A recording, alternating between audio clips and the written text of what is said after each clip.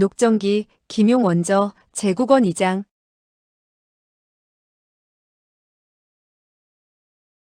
네. 털보 조양동. 강인은 고개를 끄덕였다. 일단 정벌을 시작하면 백성들이 도탄에 빠지는 것을 면할 수 없소. 경들은 짐이 부드러운 말로 달래주고 번왕에게 물러나지 않도록 하라고 하는데 그럼 이 일을 이대로 끝내야 되겠소? 문화전 대학사 대객납이 말했다. 황상께서 헤아려 살피옵소서. 오삼계가 운남을 지킨 이래 그곳이 편안해지고 오랑캐가 소란을 피우지 않아 본조에 와서 남방은 아직 아무런 변란이 없었습니다. 그러나 그를 요동으로 옮겨놓는다면 운남성과 귀주성 일대에 어떤 병고가 생길지 모르는 일입니다. 조정에서 번왕을 제거하지 않으면 오삼계는 감격해서 보답을 할 것이고 경정충과 상가의 두 번왕과 광서성, 공씨 집안의 군사들도 황은에 감격할 것이며 천하는 태평해질 것입니다. 강인은 말했다. 경은 번왕들을 물러나게 하면 서남 쪽의 대군이 없어지므로 어쩌면 변란이 일어날 수도 있다는 것이요? 대객납은 말했다. 그러하옵니다. 오삼계의 군사는 정예부대이며 평소 위세를 떨치고 있으므로 오랑캐들이 겁을 먹고 순종하고 있습니다. 만약 그들을 움직인다면 화가 될 것인지 복이 될 것인지 예측하기 어렵습니다. 소신의 의견으로는 한 가지라도 일이 많아지는 것보다 적어지는 것이 좋다고 생각합니다. 호부상서 미사안이 품했다. 자고로 거룩하신 왕이 나라를 다스림에 있어 중시하는 것은 황로지술이라고 했습니다. 서한이 천하를 다스게 된 것은 바로 나라 안의 정치를 잘하고 전쟁을 하지 않는 데 있었습니다. 황상께서는 거룩하고 밝으시며 덕망에 있어서 사망에 못지 않으시며 한나라나 당나라 때 위세를 떨치던 황제들도 좀처럼 견주기 어렵습니다. 황상께서는 어린 나이에 제위에 오르시고 정사를 살피신 이래 백성들과 동고동락하시며 사방의 오랑캐들과 잘 지내오셨으니 천하가 그 은덕을 칭송하고 있습니다. 신의 천박한 견해로는 세번왕의 일은 옛 규칙대로 처리하되 따로 죄를 물을 필요가 없을 것입니다. 그러면 풍우가 잔잔해질 것이고 국태민안하게 될 것입니다. 그리고 성천자께서 삼가 정성을 다하여 나라를 다스리니 더 이상 걱정할 필요는 없으리라 봅니다. 강인은 대학사 두립덕에게 물었다. 경은 어떻게 생각하시오? 두립덕은 말했다. 세번왕을 세운 것은 본디 그 공로를 치하하자는 것입니다. 그리고 오늘날까지 세번왕은 큰 과오가 없었습니다.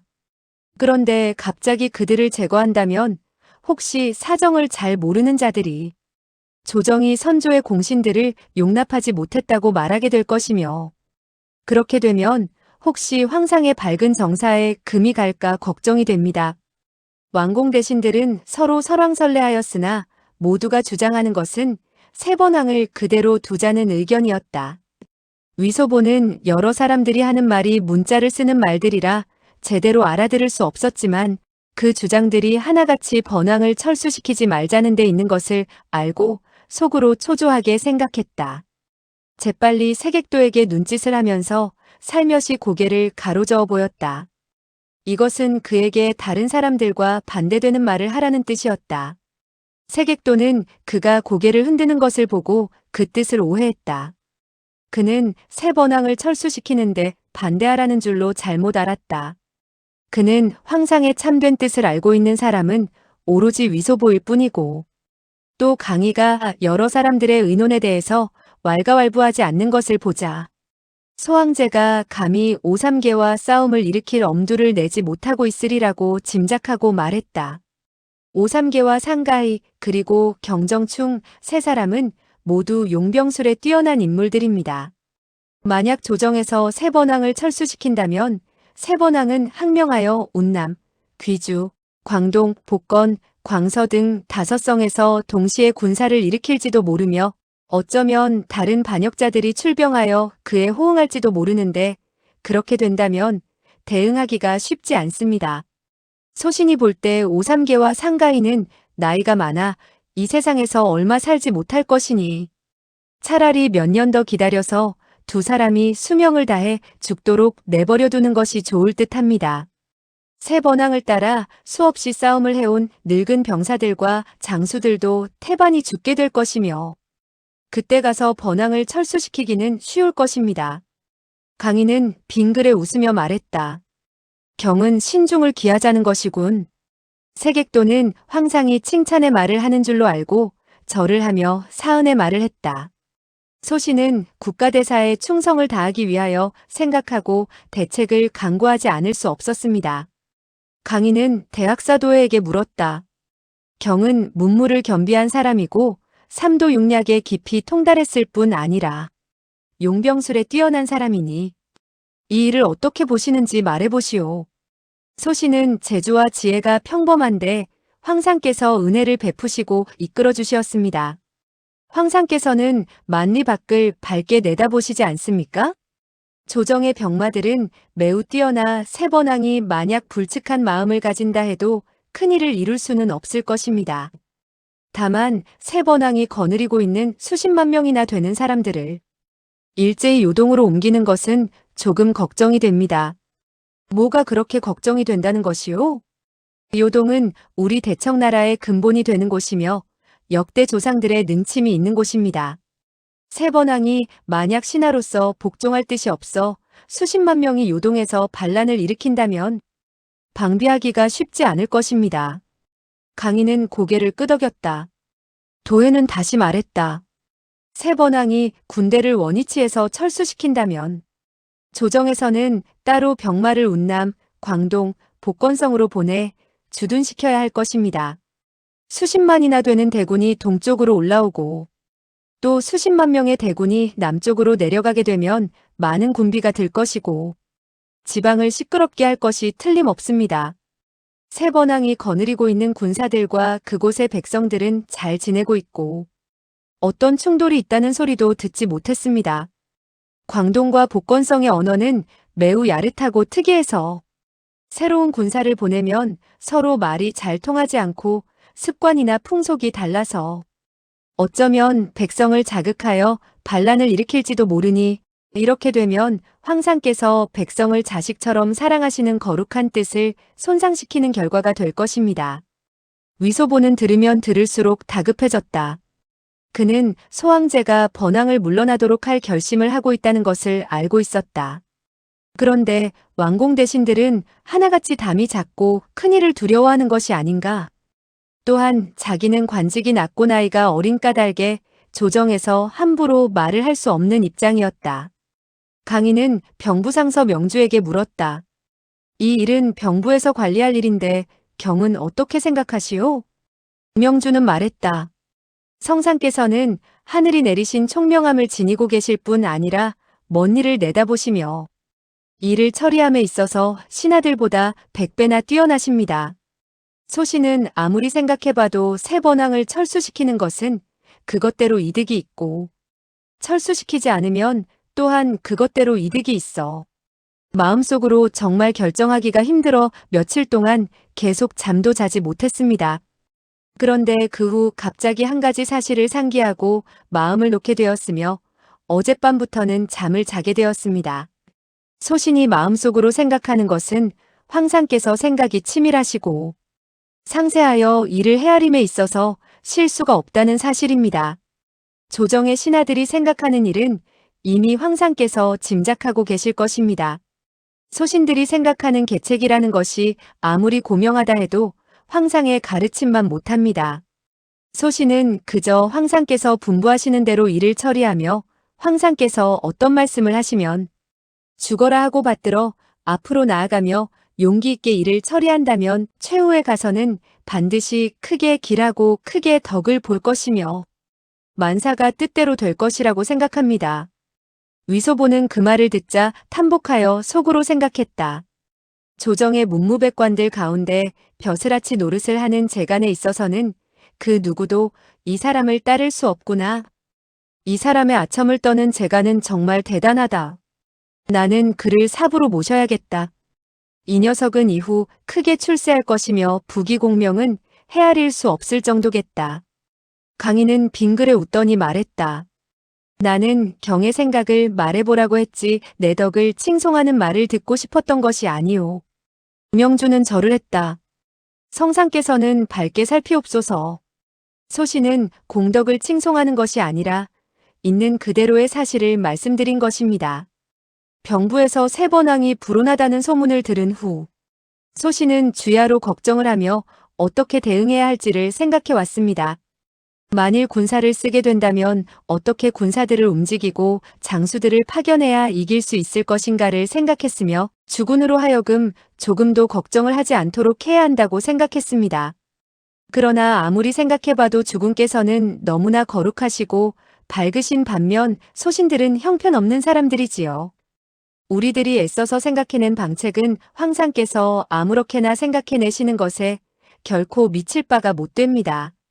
성천자께서는 하늘 위에 자미성이 하강하신 것이라 우리와 같은 범속한 신하들로선 미칠 수 없는 노릇입니다. 소신은 황상께서 분부하신 일이라면 하늘이 도울 것이라고 생각했습니다. 설사 소신들이 일시 알아차리지 못한다 해도 애써서 일을 처리하기만 하면 나중에는 끝내 확연히 깨닫게 될 것이라고 믿습니다. 대신들은 여러 사람들 앞에서 아첨하는 그가 너무나 뻔뻔하다고 속으로 욕을 했다. 그러나 다른 신하들 역시 입으로는 그 말에 찬성하는 말을 할 수밖에 없었다. 강인은 입을 열었다.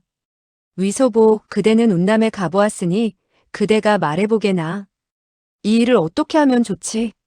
위소보는 말했다. 황상께서 밝게 살피시옵소서. 소신은 국가대사에 대해서 아는 것이 없습니다. 다만 오삼계는 소신에게 한마디 말을 한 적이 있는데 그 말은 바로 다음과 같습니다. 위 도통, 이후 어떤 병고가 있다 해도 그대는 걱정을 하지 마시오. 그대의 도통 직위는 오로지 올라갈 뿐 아래로 내려가지는 않을 것이오. 소신은 이해할 수 없어 그에게 물었습니다. 이후에 어떤 병고가 있습니까? 오삼계는 말했습니다. 때가 되면 자연히 알게 될 것이요. 황상, 오삼계는 반란을 일으키고자 하는 것입니다. 이 일은 절대 틀림없는 사실입니다. 아마 지금쯤 용포도 만들어 놓았을 것입니다. 그는 자기 자신을 맹호에 비유했으며 황상을 꾀꼬리에 비교했습니다. 강인은 눈살을 살짝 찌푸리며 물었다. 뭐가 맹호고 꾀꼬리인가? 위소보는 절을 한 후 말했다. 오삼계 그 녀석은 대형무도한 말을 했습니다. 소신은 감히 그 말을 그대로 옮길 수가 없습니다. 강인은 말했다. 말하도록 하게. 그대가 스스로 말하는 것이 아니지 않은가? 위소보는 말했다. 예, 오삼계에게는 3가지 보물이 있습니다. 그는 그 3가지 보물이 좋기는 하나 애석하게도 부족한 점이 있다고 했습니다. 첫 번째 보배는 비둘기알만 한 커다란 홍보석인데 마치 달개 벼처럼 붉은 그 보석을 모자에 받고 그는 말했습니다. 보석은 매우 크지만 애석하게도 모자가 너무 작구려. 강인은 코웃음을 쳤다. 대신들은 서로 쳐다보며 하나같이 생각했다. 보석은 매우 크지만 애석하게도 모자가 너무 작다는 말은 바로 머리 위에 황관을 쓰고 싶다는 말이 아닌가? 위소보는 말했다. 그의 2번째 보물은 하얀 바탕에 검은 무늬가 있는 하얀 호랑이 가죽이었습니다. 소신은 궁 안에서 황상을 시중 들었지만 한 번도 하얀 호랑이 가죽을 본 적이 없습니다. 오삼계는 이와 같은 하얀 호랑이는 수백 년 만에 한 번 볼까 말까 하며 과거 송태조 조광윤이 잡은 적이 있고 주원장도 잡은 적이 있으며 조조와 유비도 잡은 적이 있다고 했습니다. 그는 하얀 호랑이의 가죽을 의자 위에 깔아놓고 말했습니다. 이 하얀 호랑이 가죽은 구하기 힘든 물건이지만 애석하게도 이 의자가 너무 평범한 것 같구려. 강인은 다시 고개를 끄덕이며 우습게 생각했다. 그는 위소보가 제멋대로 오삼계를 모함하고 있다는 것을 알고 있었다. 그리고 그가 학문이 없기 때문에 조조가 황제까지 한 줄로 여기고 있는 것임을 알았다. 위소보는 그런 사정을 모르고 다시 말을 이어갔다. 3번째 보물은 대리석 병풍인데 거기에 그려진 그림에는 몇 마리의 작은 꾀꼬리들이 나무 위에 앉아 있고 나무 아래에는 커다란 호랑이가 한 마리 있었습니다. 오삼개는 말했지요. 병풍은 매우 진귀한 것이나 애석하게도 맹호가 나무 아래에 앉아있고 작은 꾀꼬리들이 높은 가지 위에 앉아있구려. 강인은 말했다. 그의 말은 비유에 지나지 않으며 반드시 반란을 일으킬 마음이 있다고는 볼 수 없지 않을까? 위소보는 말했다. 황상께서는 너그러운 마음과 커다란 아량으로 신하들을 아끼고 사랑하십니다. 오삼개가 만약 조금이라도 양심이 있었다면 그 은혜를 고맙게 여기고 보답을 할 줄 알았을 것입니다. 그러나 그는 애석하게도 조정의 왕공 대신들에게 예물을 줄 줄만 알고 있습니다. 이분에게는 황금 1,000냥을 주고 저분에게는 백은 20,000냥을 주는 등 씀씀이가 크지요. 그런데도 그 세 가지 보물을 황상께 바치지 않았습니다. 나는 그의 그런 물건을 탐내는 것이 아니네. 위소보는 말했다. 그렇지요. 오삼개는 언제나 조정의 향은을 달라고 하고 군사들에게 포상할 것을 달라고 했습니다. 그러나 은자를 손에 쥐면 태반은 북경에 남겨두고 문무백관에게 나누어 줍니다. 그래서 소신은 말했습니다. 왕야, 그대가 금을 조정의 대관들에게 선물하는데 그 씀씀이가 너무 커서 내가 왕야를 대신해서 배가 아플 지경입니다. 오삼개는 웃었습니다. 소영제, 이 금과 은은 잠시 그들의 집에 맡겨두어. 그들로 하여금 하나같이 나를 도와 좋은 말을 하도록 하려는 것일세. 몇 년이 지나면 그들은 자연히 이자까지 보태서 나에게 되돌려줘야 할 것일세. 소신은 그 뜻을 이해하지 못해 물었습니다. 왕야, 재물이 그 사람의 손에 들어간 이상 어찌 왕야에게 되돌아온다는 것입니까? 이것은 왕야가 스스로 그들에게 선물한 것이고 상대방은 왕야에게 빌린 것도 아닌데 어째서 이자까지 쳐준다는 말입니까? 오삼개는 껄껄 소리내어 웃으며 저의 어깨를 토닥토닥 두드리고 조그만 비단 주머니를 저에게 주며 말했습니다. 소영제, 이것은 소왕이 그대에게 주는 조그만 뜻일세. 아무쪼록 그대는 황상 앞에서 나를 위해 좋은 말만 해주게. 황상께서 번왕을 철수코자 할 때 그대는 번왕을 철수시켜서는 절대 안 된다고 말씀드려주게나. 하하하. 그대는 안심하게. 이 물건들은 내가 장래 그대에게 되돌려달라고 하지 않겠네. 위소보는 말을 하면서 품속에서 비단 주머니를 꺼내 손에 들더니 높이 쳐들었다.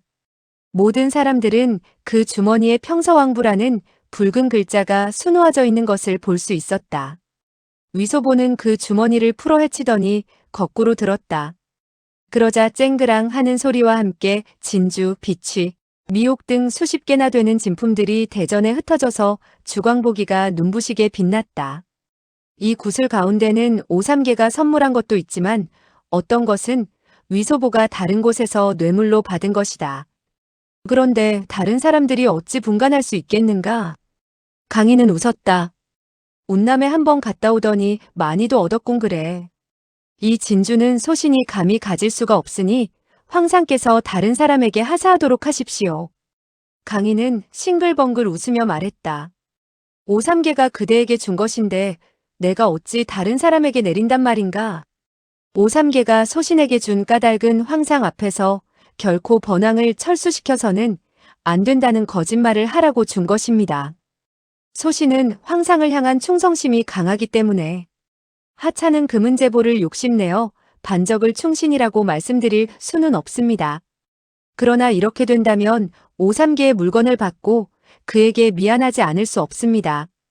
어찌되었든 천하의 금은제보는 모두 황상의 물건입니다. 황상께서 누구에게 하사하시든 황상의 은덕이니 오삼개가 이 물건을 다른 사람에게 주어 환심을 사도록 할 필요는 없는 것입니다. 강희는 껄껄 소리내어 웃고 말했다. 하하, 그대는 짐에게 충성을 다하는군. 그렇다면 그 진주보석들은 내가 그대에게 다시 하사한 것으로 하게나. 강희는 주머니에서 서양 용수철로 만들어진 금시계를 꺼내서 내밀었다. 그대에게 또 다른 서양 보물을 내리도록 하겠네. 위소보는 재빨리 꿇어 엎드려 큰절을 하고 앞으로 몇 걸음 나아가서 두 손으로 금시계를 받아들었다. 눈치가 빠른 대신들이 두 군신의 이와 같은 짓을 보고도 어찌 강희의 마음을 헤아리지 못하겠는가.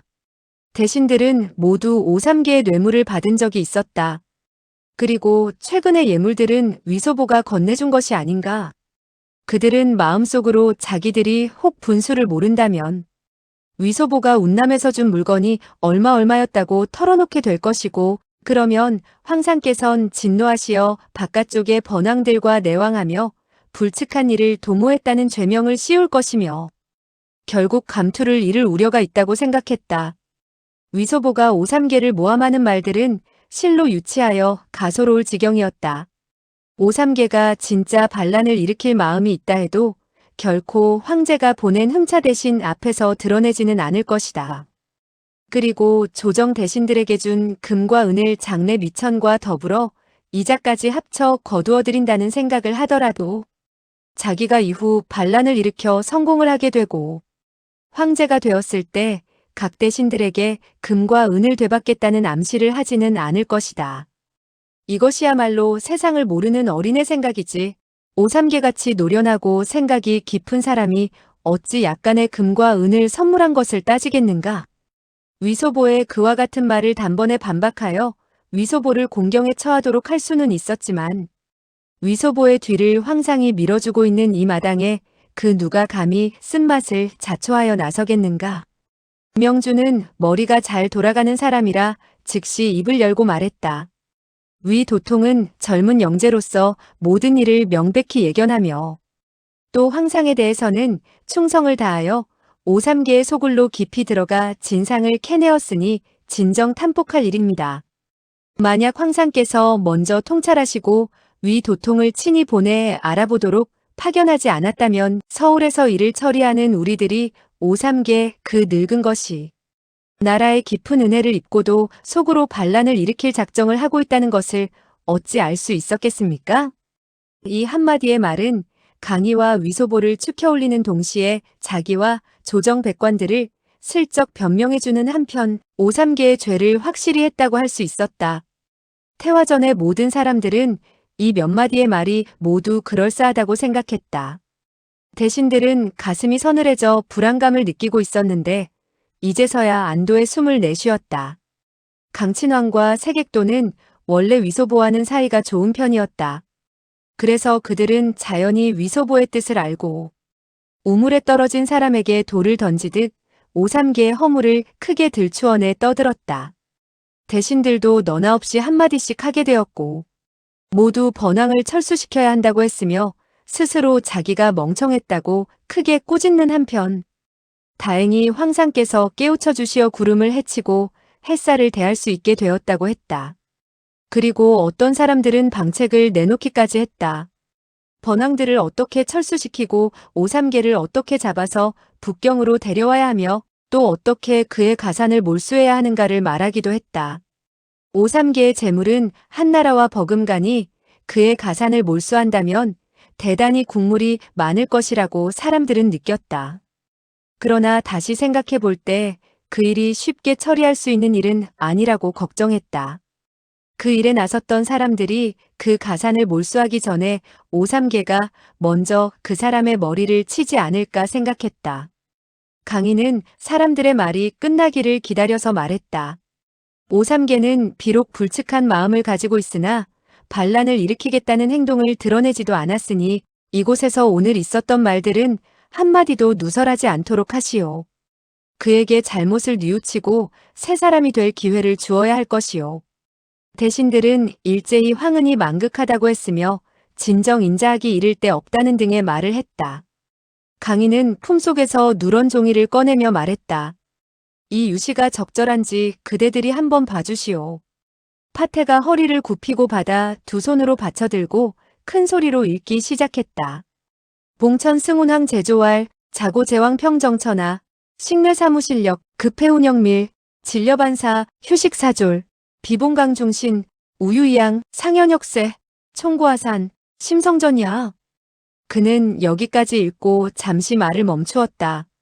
대신들은 일제히 웅성거리며 혀를 차는 소리를 냈다. 황상의 뛰어난 문장을 칭송하는 소리였다. 파태는 나직이 기침을 하더니 마치 한, 윷, 구, 소의 절묘한 문장을 감상이라도 하는 듯 음성을 길게 빼며 다시 읽기 시작했다. 왕숙 독충정, 극터유략, 선로육력, 진수함강, 석집남고지우, 궐공무원. 그는 여기까지 읽더니 잠시 여유를 두고 나직이 한숨을 내쉬며 말했다. 정말 훌륭한 문장이군. 세객도가 말했다. 오삼계가 조금이라도 인성이 있는 사람이면 이 유시를 받아 읽었을 때 황상의 천은에 감복하고 말 것입니다. 파태는 다시 읊었다.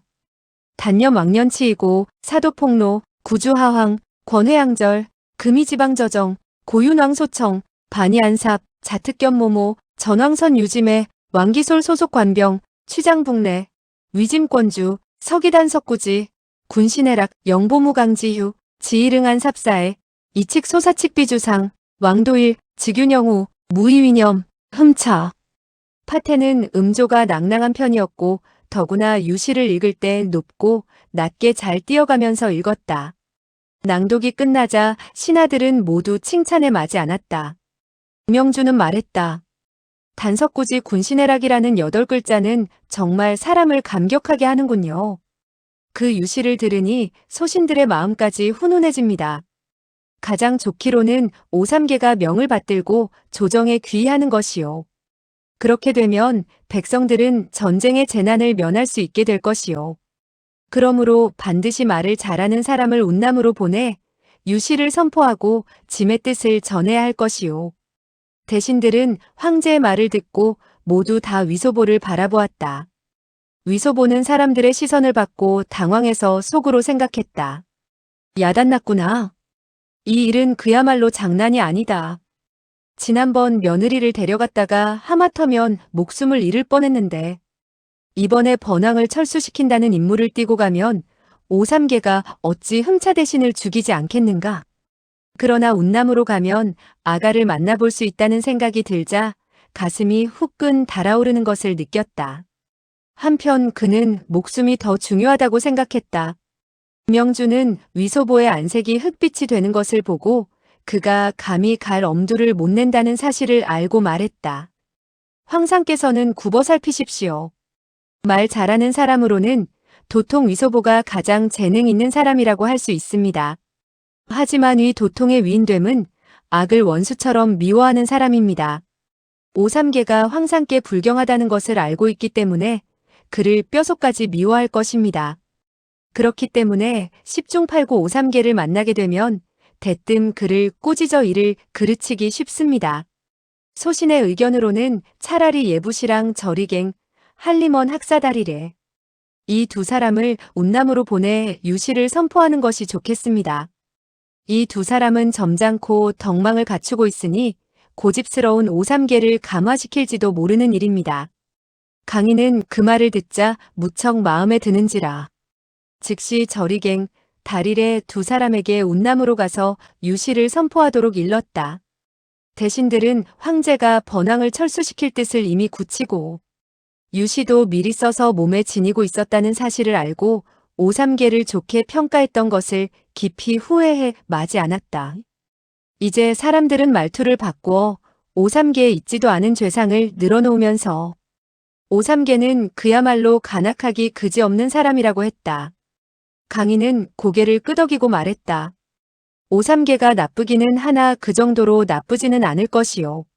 모두들 매사에 증거를 찾도록 하고 이를 조심스레 처리하도록 하시오. 그는 몸을 일으켜 위소보에게 손짓을 한 후 그를 데리고 후전으로 갔다. 위소보는 황제의 뒤를 따라 어화원으로 갔다. 강인은 웃으며 말했다. 소계자, 그대는 정말 대단해. 만약 그대가 진주 보배를 꺼내서 바닥에 늘어놓지 않았다면 제기랄. 그 늙은 녀석들은 여전히 오삼계에게 좋은 말만 하고 있었을 것이네. 황상께서 먼저 번왕을 철수하는 것이 좋다고 말씀을 하시기만 한다면 모두 하나같이 번왕을 철수하는 것이 좋을 것이라고 말할 것입니다. 하지만 그들 스스로 그와 같은 말을 하도록 하는 것이 더 재미있는 일이죠. 강인은 고개를 끄덕였다. 늙은 녀석들은 매사에 신중을 기하려는 것이니 완전히 틀렸다고 말할 수야 없지. 하지만 그렇게 된다면 오삼계는 언제나 손을 쓰고 싶을 때 손을 쓰게 될 것이고, 모든 것은 그가 내키는 대로 이루어지게 될 것이니 우리에게는 크게 불리한 일일세. 우리가 먼저 그를 번항에서 물러나게 한다면 그의 기반을 무너뜨리는 셈이 되지. 그렇지요. 오삼계로 하여금 전주가 되도록 할 이유가 없지 않습니까? 황상께서도 몇 번 주사위를 던져야죠. 그 비유는 맞았네. 자꾸만 그에게 전주 노릇을 시킬 수는 없지. 소계자, 우리들은 이번에 주사위를 던진 셈이네. 그러나 오삼계라는 녀석은 정말 상대하기 어렵단 말일세.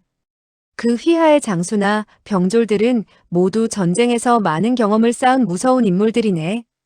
그가 군사를 일으켜 반란을 도모하고 만약 천하의 사람들이 모두 그에게 호응한다면 야단이 나는 것일세. 위소보는 근년에 각지로 떠돌아다니면서 한인들이 오랑캐를 욕하는 말을 숱하게 들어왔으며 한인들의 사람 수가 많아 100명의 한인의 만주인은 한 사람도 되지 않는 사실도 알았다. 만약 한인들이 반란을 일으킨다면 만주인들은 수를 쓰더라도 감당할 수 없음을 짐작할 수 있었다.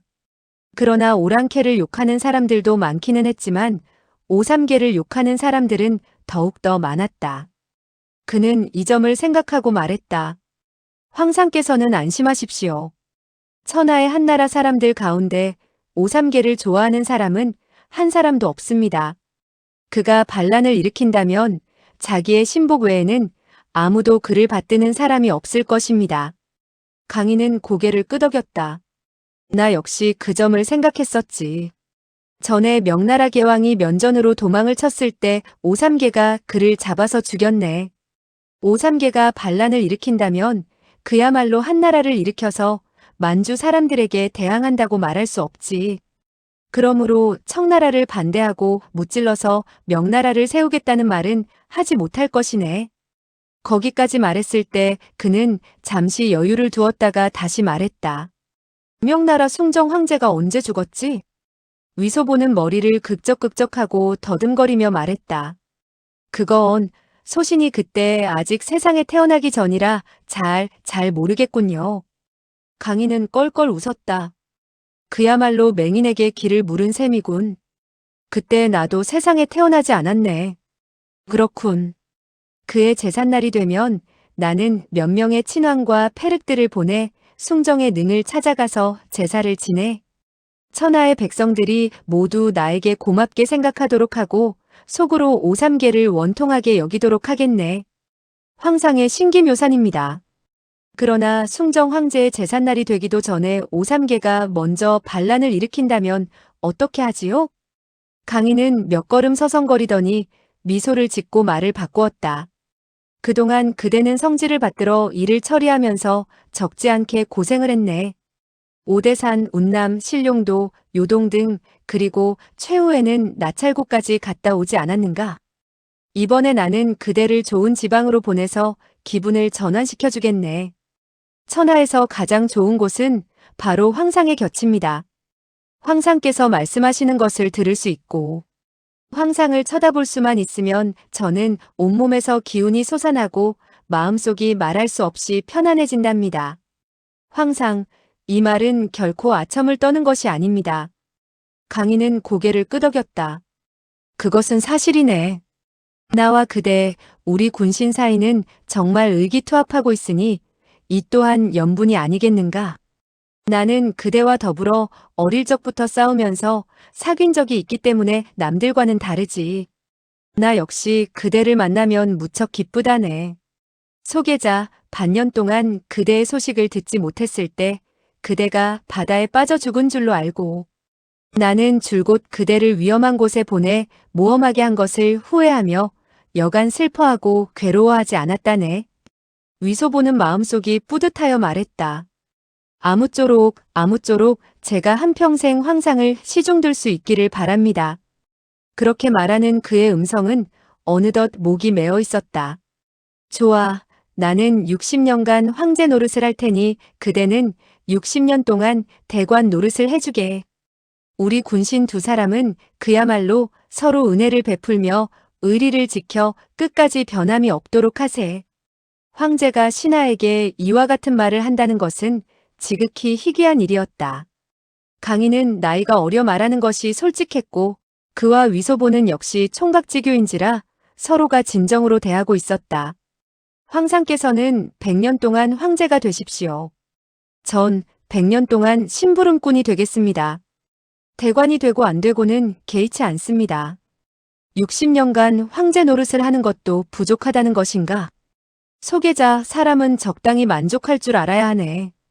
그는 잠시 여유를 두었다가 말했다. 소계자, 이번에 나는 그대를 양주로 파견하겠네. 그대로 하여금 금이 환영하도록 해주겠네. 위소보는 양주로 보낸다는 말을 듣고 가슴이 쿵쿵 뛰는 것을 느끼며 물었다.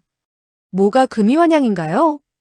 그대가 북경에서 대관이 되었으니 고향으로 돌아가 친척이나 친구들을 만나보며 위세를 떨치는 것도 좋고, 특히 고을의 모든 사람들로 하여금 그대를 부러워하게 만든다면 얼마나 멋진 일인가.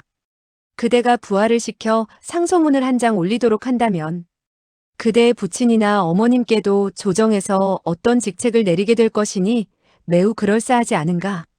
황상의 은혜에 감사드립니다. 강인은 그의 안색이 겸연쩍어지는 것을 보고 물었다. 왜 그대는 싫은가? 위소보는 고개를 가로저었다. 저는 무척 좋습니다. 하지만 저는 저의 친아버지가 누군지도 모른답니다. 강인은 어리둥절해졌다. 그러나 자기의 부친이 오대산에서 출가한 것을 생각하고 자기와는 어느 정도 동병상련이란 생각이 들었다. 그리하여 그의 어깨를 툭툭 두드리며 부드러운 어조로 말했다. 그대가 양주로 가거든 천천히 찾아보도록 하게. 어쩌면 하늘이 불쌍히 여겨서 그대 부자로 하여금 해우토록 해줄는지도 모르지. 소계자, 이번에 양주로 내려가서 할 일은 정말 수월한 일일세. 나는 그대를 파견해 충렬사를 하나 짓게 할 참이네. 위소보는 머리를 극적극적하더니 말했다. 충렬사라니요? 황상께서 사당을 짓고 싶으시다면 어디든지 지어도 될 것이 아닙니까? 하필 많고 많은 곳을 남겨두고 양주로 가서 세울 것은 없지 않습니까? 강인은 껄껄 웃으며 말했다. 제기랄, 소계자는 역시 학문이 없단 말이야. 충렬사라는 것은 아무 곳에나 세우는 것이 아니야. 그곳에서 충신이나 열사가 나와야만 세우는 것일세. 위소보는 웃었다. 소신은 우둔해서 잘 모르겠군요. 그러니까 결국은 관제묘와 같은 것을 세우는 것이 아니겠습니까? 그렇기는 하지. 청나라 군사가 중원으로 들어온 이후 양주와 가정에서 너무나 심한 살육을 하여 양주십일과 가정삼도라는 말이 생겨나지 않았는가? 나는 이 일을 생각하기만 하면 마음이 불안해진단 말일세. 위소보는 말했다. 그때는 정말 매우 비참하게 사람들을 죽였다고 들었습니다. 양주성 안 도처에 시체가 뒹굴었고 10년이 지난 후에도 우물이 나 냇물에서 죽은 사람의 해골과 뼈를 볼 수 있었답니다. 그러나 그때 저는 아직도 이 세상에 태어나기 전이고 황상께서도 세상에 태어나기 전이니 우리 탓은 아닙니다. 말은 그렇지만 나의 조상들이 한 일이니 역시 내가 한 일이지. 당시에 사가법이라는 사람이 있었다는데 그대는 들은 적이 있는가? 사각부 사대인은 양주를 사수한 분으로서 그야말로 아주 훌륭한 충신입니다. 우리 양주의 어르신들은 그를 들먹일 때 언제나 눈물을 흘리지요. 우리 기녀원에서도 그분의 영의를 모시고 있는데 거기에는 구문용사 진지영이라고 쓰여 있습니다. 그리고 초하루와 보름에 모두 그 영의를 향해 절을 하지요. 사람들에게 들은 이야기인데 기실은 그 영의가 사각부의 영의인데 그저 관가를 속이기 위해 그렇게 쓰여 있다고 했습니다. 강인은 고개를 끄덕였다. 충신 열사는 언제나 사람들 마음속에 살아서 사랑을 받고 있지. 원래 백성들이 구물용 사진의 영의를 모시고 향을 태우고 배례를 올리는 것은 실제로 사가법을 기리는 것이었군. 소계자, 그 기녀원은 어느 기녀원이지? 위소보는 얼굴을 붉히며 말했다. 황상, 이 일을 말하자면 정말 부끄럽습니다. 저의 집에서는 여춘원이라는 기녀원을 차리고 있는데 양주에서는 첫째가는 대기녀원이랍니다. 강희는 빙그레 웃으며 속으로 생각했다. 말끝마다 시정잡배의 말을 하는 것을 보고 내 이미 그대가 선비 집안의 출신이 아님은 알았다. 그러나 내 녀석은 나에게 꽤나 충성스럽다. 그와 같이 추악한 일도 속이지 않는군. 사실 기녀원을 차렸다는 것은 위소보가 크게 허풍을 떨고 있는 것이었다. 그녀의 모친은 그저 기녀에 불과했지 기녀원의 안주인은 아니었던 것이다. 강희는 말했다. 그대는 나의 유시를 받들고 양주로 가서 사람들이 듣도록 낭독하는 것이네.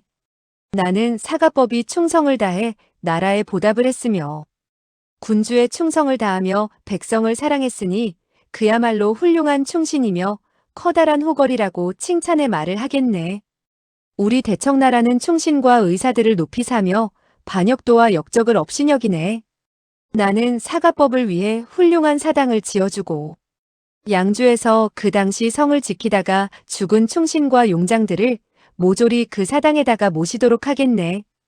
그리고 다시 30만 양의 은자로 양주와 가정 두 성의 백성들을 구조하도록 하겠네. 그 다음 다시 성지를 내려서 그 두 지방으로 하여금 3년 동안 전량을 면하도록 해주겠네. 위소보는 길게 한숨을 내쉬며 말했다. 황상, 이번에야말로 제게 정말 커다란 은혜를 베푸시는군요. 저는 황상께 진정으로 큰 절을 몇 번 해야겠습니다. 그는 땅에 엎드려서 쿵쿵 소리가 나도록 3번 절을 했다. 강희는 웃으며 물었다. 그대는 옛날 나에게 큰 절을 하였을 때 진정으로 한 것이 아니었나? 어떤 때는 진심과 성의를 다했고 어떤 때는 얼렁뚱땅 넘겼습니다. 강희는 껄껄 웃으며 대수롭지 않게 여기고 속으로 생각했다. 나를 향해 큰 절을 하는 사람들 가운데 100명이면 아마도 99명은 얼렁뚱땅 했을 것이다. 그리고 이런 말은 오로지 소개자만이 할 수 있을 것이다. 황상의 이 계책은 그야말로 화살 하나로 2마리의 새를 쏘는 격이군요. 강희는 웃었다. 뭐가 한 대의 화살로 2마리의 새를 쏘는 것인가? 그것은 일석이조라고 해야 돼. 그런데 어째서 2마리의 새를 잡는다는 것이지? 그 충렬사를 짓는다면 천하의 모든 사람들이 황상께서 백성에게 잘 대해주시는 분이라는 것을 알게 될 것입니다. 이 일은 청나라 군사들이 양주와 가정에서 한나라 사람을 마구 죽인 데 대해서 황상께서 미안하게 여기시고 방법을 강구해서 보답을 하려는 것이라고 생각하겠죠. 그래야 오삼계가 반란을 일으키거나 혹은 상가희와 경정충 등이 반란을 일으켜서 명나라인가? 뭔가 하는 것을 찾겠다고 한다면 백성들은 청나라가 뭐가 나쁜가? 황제께서는 매우 훌륭하시지 않은가? 하고 말하게 될 것입니다. 강희는 고개를 끄덕이며 말했다. 그대의 말이 맞네. 소인의 신분으로 군자의 마음을 잘 헤아리는군. 사실 내가 양주 10일과 가정 3도의 사건을 생각해 볼 때 확실히 측은하게 느끼는 바가 없지 않네. 구율금을 내리고 전량을 면하는 것도 인심을 수습하는 방법이지. 그런데 두 번째의 새는 어떤 것이지? 위소보는 말했다. 황상께서 그 사당을 짓는다면 모두들 충신의사는 훌륭한 사람임을 알게 될 것이며 반역질을 꾀하는 사람들을 좋지 않다고 볼 게 아니겠습니까? 그렇게 되었을 때 오삼계가 반란을 일으킨다면 그것은 바로 반역이니 백성들은 업신여기게 될 것입니다. 강희는 손을 내밀어 그의 어깨 쪽지를 두드리더니 웃으며 말했다. 맞았네. 충성을 다해 국민에게 보답하는 사람만이 좋은 사람이라는 것을 크게 떠벌려야 하네. 천하의 백성들 가운데 어느 누가 그걸 부인할 사람이 있겠는가? 오삼계가 군사를 일으키지 않는다면 몰라도 군사를 일으킨다면 아무도 그 뒤를 따를 사람이 없을 것이네. 위소보는 말했다. 저는 이야기꾼의 이야기를 들은 적이 있는데 자고로 가장 뛰어난 충신의사로 2분이 계신데 한 분이 바로 악비나리이시고 또 한 분은 관제왕야라고 했습니다. 황상, 이번에 우리가 양주에서 충렬사를 세우게 된다면 악비와 관왕의 묘도 수리를 해주는 것이 좋겠군요. 강희는 웃었다. 자네는 정말 꼼꼼하군. 그러나 애석하게도 글 공부를 싫어해서 탈이야. 관제묘를 수리하는 것은 매우 좋은 일이지. 관우는 정말 충성을 다해 군주에게 보답을 했고, 의리를 지킨 셈이니 나는 그에게 봉호를 내리도록 하겠네. 악비가 싸운 상대는 금나라 군사들일세. 우리 대청나라는 본래 후금이네. 금이 바로 청나라이고 금나라 군사는 바로 청나라 군사지. 그러니 이 아광묘는 아랑곳할 필요가 없네. 그랬군요. 위소보는 속으로 생각했다. 원래 그대들 오랑캐는 기물출과 한미치의 후예들이군. 그대들의 조상은 정말 형편없었지. 하남성의 왕옥산에는 오삼계가 매복해놓은 한때의 병마가 있었지? 위소보는 조금 어리둥절해져서 대답했다. 그렇지요. 그는 속으로 생각했다. 이 일을 그대가 만약 들먹이지 않았다면 나는 잊을 뻔했구나. 당시 그대는 오삼계가 역모를 꾸미고 있다는 사실을 알아내고 사람을 보내 상소했지만 나는 오히려 그대를 한바탕 꾸짖었는데 그대는 그 이유를 알고 있는가? 아마도 우리가 오삼계를 상대할 계획을 제대로 짜놓지 못한 때라서 황상께서는 일부러 믿지 않는 척함으로써 타초경사의 누를 범하지 않으려고 한 것이겠죠. 강희는 웃었다. 맞았네. 타초경사라는 말은 제대로 사용했군. 조정에는 오삼계가 잠복시켜 놓은 신복이 있을 것이니 우리의 일거일동을 그 도적은 똑똑히 알고 있을 것이네. 왕옥산 사도백례의 일을 그 당시 내가 조사를 하였다면 오삼계는 즉시 알아차리고 마음속으로 깜짝 놀라 즉시 군사를 모아 반란을 일으켰을지도 모르지. 당시 조정의 허실을 그는 모조리 다 알고 있었고 그의 병력과 부서가 어떻게 된 것인지 나는 조금도 몰랐으니 싸움을 하게 되었다면 우리들이 반드시 패할 것이 아니겠는가? 반드시 지피지기해야만 백전백승할 수 있는 것일세. 황상께서 당시 사람을 보내 저를 크게 꾸짖었던 일은 온 군영의 군관들이 모조리 알게 되었습니다. 오삼계가 만약에 첩자를 저의 군영에 보냈더라면 그 첩자가 반드시 그 늙은 녀석에게 보고하여 알렸을 것입니다. 그 늙은 녀석은 어쩌면 마음속으로 황상께서 멍청하다고 웃었는지도 모를 일이죠. 그대가 이번에 양주로 갈 때 5,000명의 병마를 거느리고 하남 재원에 이르게 되면 갑자기 상대방의 의표를 찌르고 왕옥산의 도적구를 소탕하게. 오삼계의 이 한때의 복병은 서울과 너무도 가까이 있기 때문에 신복지환일세. 위소보는 기뻐했다. 그것 참 잘 되었습니다. 황상께서 차라리 친히 정벌하여 오삼계로 하여금 겁을 집어먹도록 위세를 떨침이 어떠합니까? 왕옥산은 겨우 1-2천 명의 도적들에 불과하고 그 가운데 태반은 노약자와 부녀자들일세. 그 원가라는 녀석은 과장해서 3만여 명이나 된다고 했는데 그것은 거짓말일세. 내 이미 사람을 산 위로 보내 똑똑히 알아봤네. 1,000여 명의 도적들을 상대로 내가 친히 정벌을 한다면 남의 비웃음을 사게 될 것일세. 하하하. 위소보는 강희를 따라서 헛웃음을 웃었다.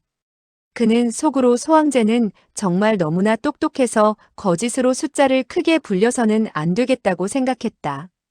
왕옥산의 도적들을 어떻게 소멸할 것인지 물러가 잘 생각해보고 하루나 이틀 뒤에 상조하게. 위소보는 물러나와 생각했다. 나는 군사를 움직이고 싸움을 하는 일은 잘하지 못한다. 그날 수전에서는 실랑에게 의지했는데 육지에서의 싸움은 누구에게 의지해야 옳을까? 옳지. 광동성 제독 오륙기를 불러 조수로 삼고 그의 말을 들으면 될 것이다. 그는 싸움에 능한 사람이 아니겠는가? 그러나 그는 생각을 다시 고쳐먹지 않을 수 없었다. 황상께서는 나에게 방책을 강구해서 하루 이틀 안으로 상주하라고 했다. 광동으로 사람을 보내 오륙기를 데려오더라도 한 달은 걸릴 것이니 시간이 안 맞는다. 북경성의 싸움에 능한 자가 있을까? 그는 한참 동안 생각해 보았다. 북경성 안에는 훌륭한 무장들이 적지 않게 있었다. 그러나 대부분이 만주의 대관들이었다. 이미 공작이나 백작에 봉해진 사람이 아니면 장군이고 제독이었다. 조그만 일개 도통으로서 그들을 좌지우지할 수는 없었다. 그의 자귀는 이미 백작에 봉해져 있었다. 청나라 직관제도에 있어서 자작은 일품이고 백작 이상은 초품으로 열거되어 대학사나 상서에 비할 때 그 직위는 더 높았다. 그러나 그것은 칭호에 불과한 것으로 존귀하기는 하나 내실이 없었다. 그가 어린 나이에 유명한 신하들과 용장들을 데리고 명령을 내려서 듣도록 한다는 것은 수월한 노릇이 아니었다. 그는 방 안에서 서성거리며 생각했다. 그리고 탁자 위에 시랑이 선물한 옷그릇을 바라보며 생각했다. 시랑은 북경성 안에서 어떻게 해볼 수 없게 되자 나에게 부탁을 하러 왔다. 북경성에서 출세하지 못한 무관들은 얼마든지 있을 것이 아니겠는가? 그러나 출세하지 못했으면서도 재간이 있는 사람을 일시에 모을 수는 없는 일이다. 재간이 없으면서도 크게 출세한 사람들은 북경성에서 적지 않게 찾아볼 수 있는데 이 위소보만 하더라도 그 중에 한 분이지.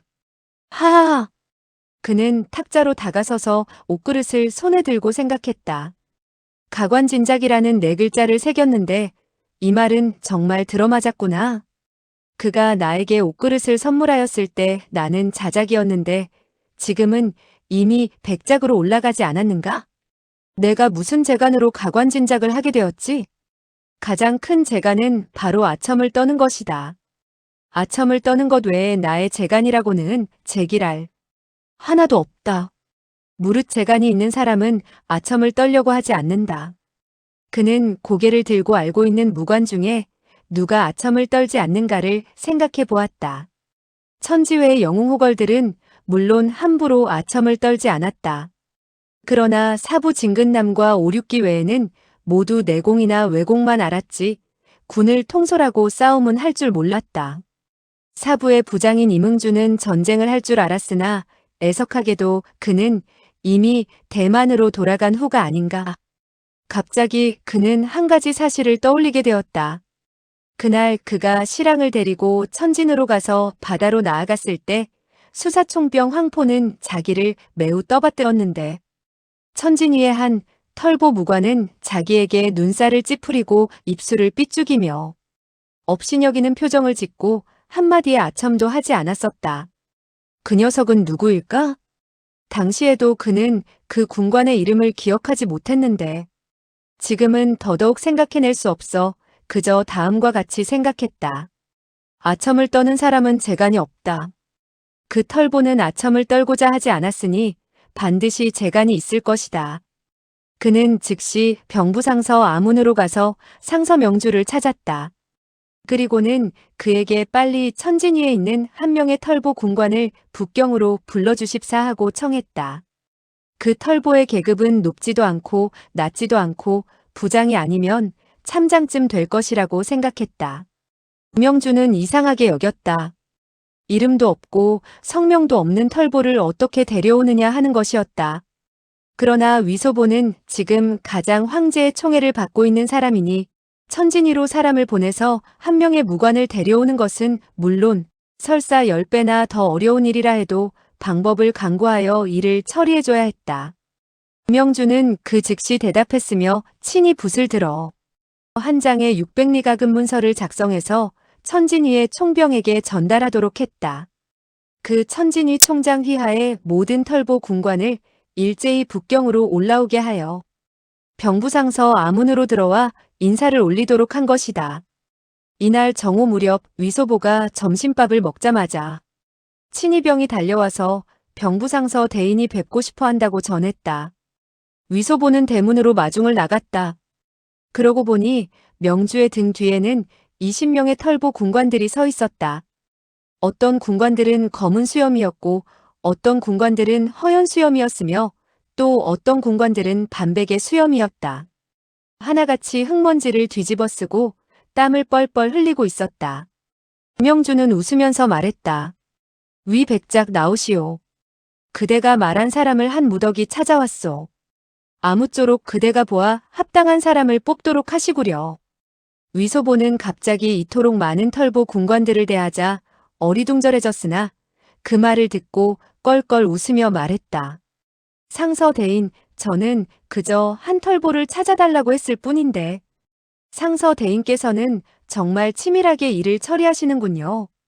대뜸 20여 명이나 찾아내다니 말이 왜다. 하하하. 사람을 잘못 부르게 되면 나으리의 마음에 들지 않을 것이 아니겠소? 그것이 염려스러워 여러 사람을 불렀던 것이요. 위소보는 다시 껄껄 소리내어 웃으며 말했다. 천진이의 총병 휘하에 이토록 많은 털보들이. 그 말이 끝나기도 전에 사람들 틈에서 갑자기 누가 우레 같은 소리로 호통을 내질렀다. 털보가 어쨌다는 것이요?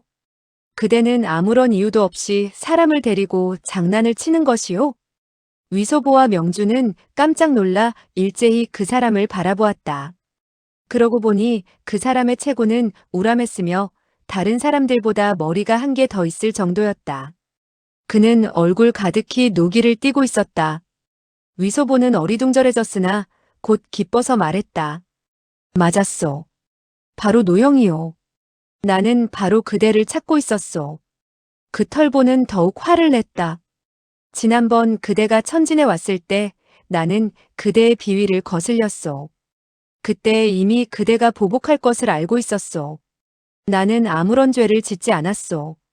억지로 나에게 죄를 씌우는 것은 결코 수월한 노릇이 아닐게요. 명주는 꾸짖었다. 그대의 이름은 무엇인가? 어째서 상관 앞에서 이토록 무례한가? 그 털보는 조금 전 병부의 아문에 이르렀을 때 이미 명주에게 인사를 올린 바 있고, 명주는 그의 직속 상관일 뿐만 아니라 상관 중에서도 큰 상관이니만큼 함부로 반박할 수 없어 허리를 굽혔다. 대인께 알립니다. 소장은 천진부장 조양동이라고 합니다. 명주는 말했다. 이분이 도통께서는 벼슬이 높고 자기도 존귀하신 분으로 위인됨이 너그럽고 인자하여 본관과는 절친한 친구인데 그대는 어째서 그의 위엄을 거슬리려고 하는가? 어서 앞으로 나와 사과를 하도록 해라.